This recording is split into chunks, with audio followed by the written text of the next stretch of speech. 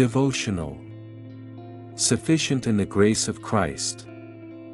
2 Corinthians 12 verse 9. And he said to me, My grace is sufficient for you, for my power is made perfect in weakness.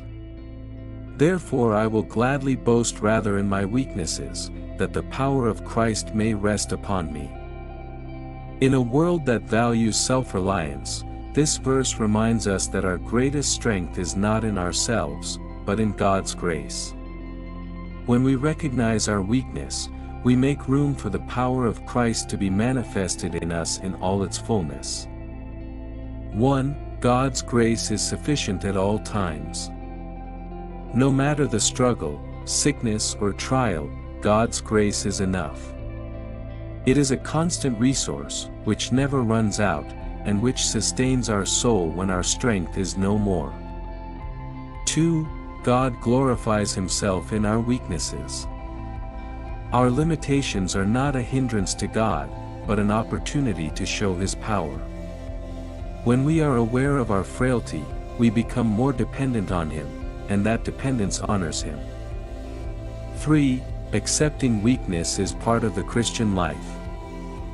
Paul learned to glory in his weaknesses, because he knew that it was there that the power of Christ rested upon him.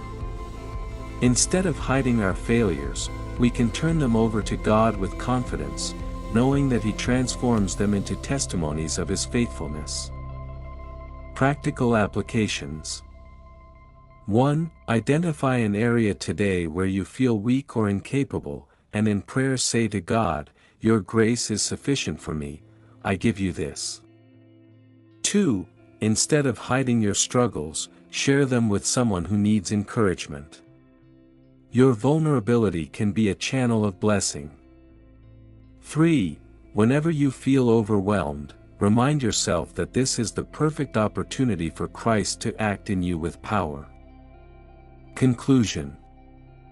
Our weakness does not disqualify us, it prepares us to depend on God's sufficient grace. When we stop striving to be strong on our own and rest in Christ, we discover true power, the power that comes from on high and rests upon us.